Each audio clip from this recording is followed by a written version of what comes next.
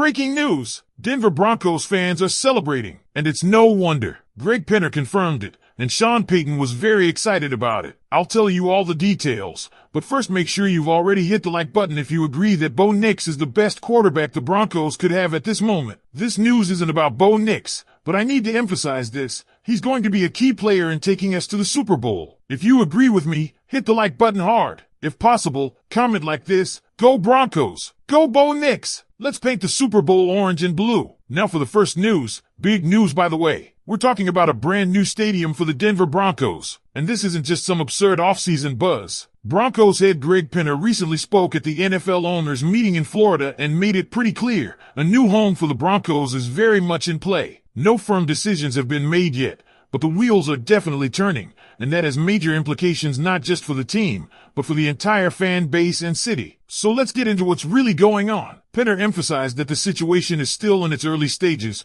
We're not ruling anything out, he said. The team is doing its due diligence, considering several locations, including the current Mile High site, as well as other areas like Aurora and Lone Tree. There's no specific timeline right now, but let's not be fooled. The lease on Empower Field at Mile High ends in March 2031, and while that may seem like a long way off, that's only 6 years away. In terms of stadium development, that's plenty of time to get shovels in the ground and get a new stadium ready. Now, before you start thinking this is just talk, keep in mind that the current ownership group, led by the Walton Penner family, has already made significant financial commitments to the current stadium. When they took over, they invested about $100 million in renovations, new dining options, upgraded suites, and most notably, a giant screen that's 70% larger. That's not chump change. But this family operates in a different financial stratosphere. We're talking about an ownership group 3 times richer than Stan Kroenke, who privately financed SoFi Stadium for the Rams. So $100 million to them? That's chump change. That said, Penner's mention of Aurora and Lone Tree wasn't random. This feels like a calculated move, a subtle message to Denver city officials and Colorado lawmakers. By floating the idea of moving the team outside city limits, it puts pressure on Denver to cooperate,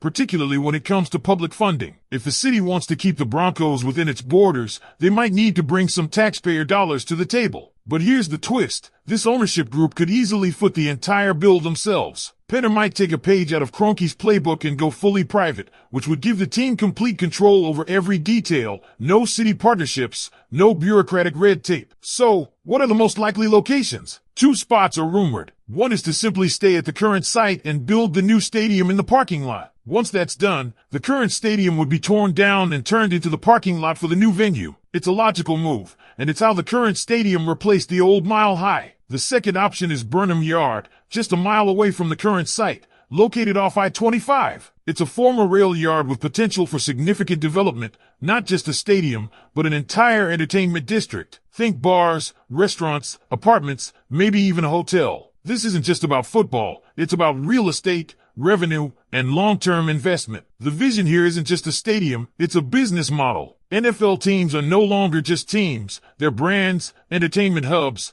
and real estate giants. The Walton Penner Group doesn't want to just build a stadium next to a Moose's bar and let someone else cash in every Sunday. They want to own the bar, the hotel, the parking lots, every piece of the pie. Just like McDonald's is in the real estate business more than the burger business, NFL owners want total control over the game day experience and everything surrounding it. Then comes the question, roof or no roof? Penner revealed that they're exploring both dome and retractable roof options. But let's be real, retractable roofs sound cool, but they're expensive and rarely used. Think about it, the Cowboys, Falcons, and Vikings have them, but how often are they actually open? Add to that the fact that building a retractable roof takes longer and costs way more, and it starts to sound like more hassle than it's worth. So the safer bet? A dome. That way, you control the climate, you avoid the December blizzards, and fans get to watch games in comfort. And you can still host Super Bowls, Final Fours, and concerts year-round. If we're predicting the future, here's the best guess based on what we've heard and seen so far. The Denver Broncos are likely getting a new dome stadium,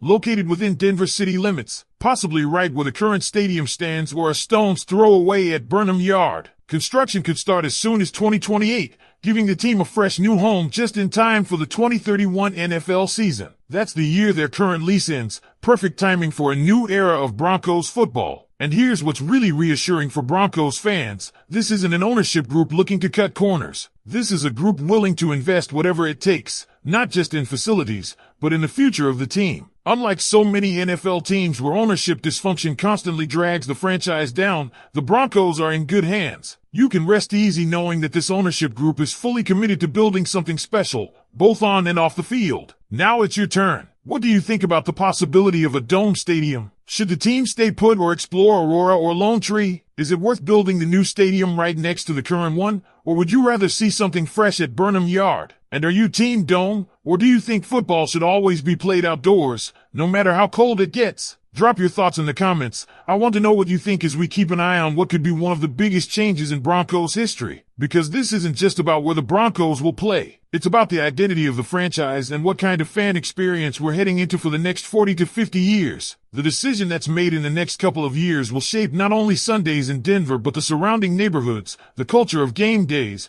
and the way the team is perceived on a national level. Imagine what a brand new, state-of-the-art dome stadium could mean, hosting a Super Bowl in Denver. That becomes a real possibility. With the kind of wealth and vision this ownership group brings, it's not just a dream. It's a strategic, attainable goal. And let's not forget, this group already showed what kind of firepower they're bringing to the table with their rapid renovations to the current stadium. Those weren't patch jobs. That was serious investment to elevate the fan experience, and that was just a short-term plan. Long-term, the writing's on the wall. The Broncos are laying the groundwork for a stadium that competes with the best in the league. SoFi in LA, Allegiant in Vegas, AT&T in Dallas. And you know what all those stadiums have in common? They're destinations, not just venues. People don't just go to the game, they spend the day, they spend the weekend. The Broncos want that same model right here in Denver. Now, some fans are understandably nostalgic about Mile High. It's iconic. The backdrop of the Rocky Mountains, the altitude advantage, the legacy. And let's be real, tearing that down is emotional. But that doesn't mean losing history. The new stadium, if done right, will carry that legacy forward. They could even name it Mile High again, keep some structural elements as a tribute,